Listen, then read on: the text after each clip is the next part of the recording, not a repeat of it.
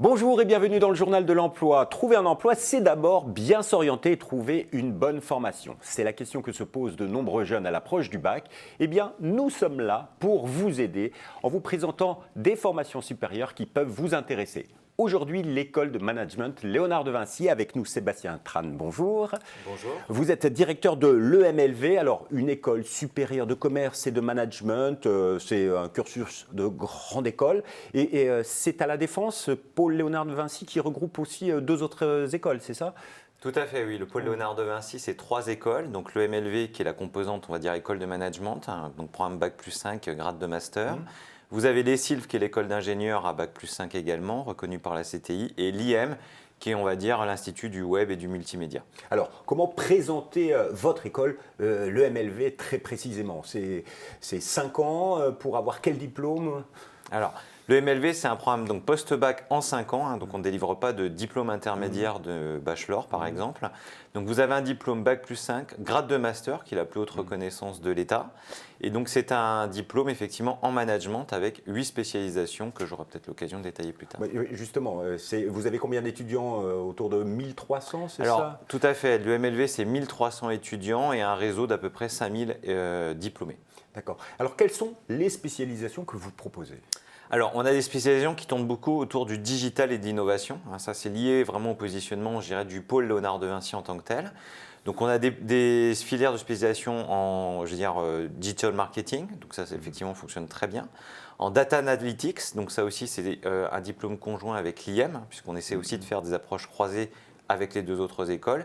Et puis des formations plus classiques, je dirais, en finance, contrôle de gestion.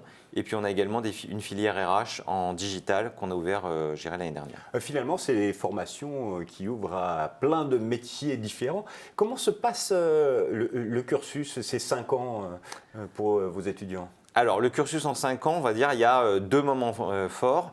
Un premier cycle en 3 ans, donc vous avez les fondamentaux de la gestion du management sur les 2 premières années. Point important, c'est que la 3e année se passe à l'étranger. Donc les étudiants vont partir 6 mois en expatriation académique, 6 mois en stage, revenir et se spécialiser en Master 1, Master 2 dans l'une des 8 spécialisations proposées par l'école. Donc vous avez des accords avec d'autres écoles à l'étranger ? Oui, tout à fait. On a un réseau à peu près d'une centaine de partenaires à l'étranger dans différentes zones géographiques du monde. Alors ce qui fonctionne très bien, par exemple, c'est forcément les pays de l'Asie qui sont très attractifs pour nos étudiants, mais on a vraiment beaucoup de partenaires je dirais, très répartis dans le monde. Chaque année, période de stage et immersion d'entreprise ? Tout à fait. Vous avez au total 18 mois de stage à faire sur le cursus en 5 années. Donc ça, ce sont des éléments très importants parce que ça vous permet de vous professionnaliser et puis de découvrir des métiers. Parce que vous avez parfois un petit décalage entre ce que vous pensez être un métier et ce qu'il est réellement. Et puis on a également aussi de l'alternance, donc en Master 1 et en Master 2. Donc c'est aussi un moyen d'apprendre un métier tout en suivant un cursus. Sur les 1300 étudiants, l'alternance concerne combien d'étudiants ? Alors l'alternance qui n'est proposée qu'en Master 1 et en Master 2, c'est 52% de nos étudiants. Donc un étudiant sur 2, on va dire. Alors, à l'issue de leur formation dans votre école, à quels emplois les jeunes peuvent prétendre ? Alors, on retrouve majoritairement 3 types de grands secteurs. Alors, audit conseil, c'est vraiment le secteur qui recrute le plus actuellement. Ensuite, on a tout ce qui va être autour de marketing digital, communication, publicité. Donc ça, c'est le secteur qui recrute beaucoup avec beaucoup de demandes actuellement. Et puis, 3e secteur, on va dire plus classique, c'est le secteur du commercial. Et après, ça se dilue dans d'autres types de secteurs, avec quand même une forte prépondérance aussi maintenant de l'industrie, qui est liée un peu au positionnement de l'école, avec beaucoup de liens avec des métiers de l'industrie, ce qui n'est pas forcément le cas des autres écoles de management. Alors, aujourd'hui, on est toujours inquiet sur le taux d'insertion d'un jeune à l'issue de sa formation. Est-ce que vous avez des chiffres à nous donner sur le taux d'insertion de vos étudiants ? Alors, tout à fait. Alors, on a fait chaque année une enquête qu'on appelle enquête première insertion. Donc, on a un taux d'emploi qui est de 85%, donc qui est relativement élevé, et qui est dans la moyenne, on va dire, de ce qu'on trouve au niveau des écoles qui sont dans la CGE, donc Conférence des grandes écoles. Et chiffre important, c'est qu'on a 42% de nos étudiants qui ont trouvé un poste avant même d'être diplômés. Et ça, c'est souvent lié effectivement au stage du cursus en dernière année, ou de l'alternance. Donc vos étudiants donnent entière satisfaction aux entreprises dans lesquelles ils vont faire des stages. Oui, parce que pendant 5 ans, ils vont vraiment toucher un petit peu à tout et ils vont avoir le temps effectivement de peaufiner leur projet professionnel. Quelles sont les entreprises vers lesquelles ils se dirigent? C'est quoi? C'est des grands groupes, des PME?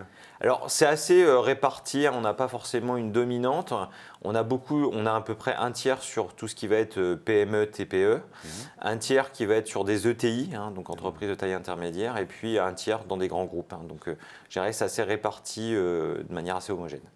Et donc vous formez un petit peu à tous les environnements possibles du monde de l'entreprise français. Tout à fait, oui, ça c'est vraiment quelque chose qui est assez bien quand vous sortez d'une école de management qui est assez généraliste. Il y en a qui vont travailler à l'étranger également ou pas? Une petite partie, j'espère. Alors oui, on en a et c'est quand même une proportion qui quand même s'accroît d'année en année. On a à peu près 8% de nos étudiants qui travaillent à l'étranger et beaucoup qui travaillent en France ont aussi une coloration internationale dans leur poste avec une maîtrise de l'anglais ou de processus internationaux. Alors quelque chose qui va intéresser les jeunes, c'est à travers ce diplôme, quels sont les salaires auxquels ils prétendent? Est-ce que vous avez dans votre étude fait une étude sur justement leur revenu première embauche? Oui, on a une rémunération moyenne qui est de 37 000 euros brut annuels, donc avec des variations, mais la moyenne est effectivement celle de 37 000.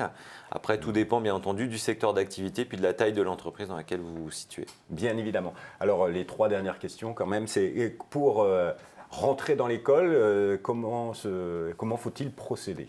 Alors pour recruter en première année, nous passons par un concours commun qui s'appelle Link, qui regroupe donc 3 autres écoles. Donc c'est un concours commun avec des épreuves à l'écrit et des épreuves à l'oral. Et vous avez effectivement donc une moyenne des deux et il faut atteindre un certain niveau pour être recruté dans l'école. Après, j'imagine que comme de nombreuses écoles, il y a un prix. Quel est le coût d'inscription dans votre école? Alors à prochaine rentrée, on sera sur un coût de scolarité qui sera de 8 600 euros annuels. Voilà, donc lycée sur les 5 années. D'accord. Et après, si on veut en savoir plus, bien évidemment, allez sur votre site www.emlv.fr. Est-ce que vous avez un petit conseil à donner aux étudiants qui sont en train de préparer le bac et qui se posent des questions aujourd'hui sur leur orientation future? Oui, alors je pense que le meilleur conseil qu'on peut leur donner, c'est de bien rechercher effectivement sur Internet et regarder les plaquettes, mais le mieux, c'est vraiment de se rendre sur place, notamment dans ce qu'on appelle les journées portes ouvertes dans les écoles de management. Nous, on en a régulièrement pour effectivement vraiment découvrir et discuter avec les équipes et les étudiants qui ont intégré l'école. Monsieur Tran, merci infiniment de tous ces renseignements. Et quant à nous, on se retrouve bientôt pour un nouveau journal. Au revoir et à bientôt.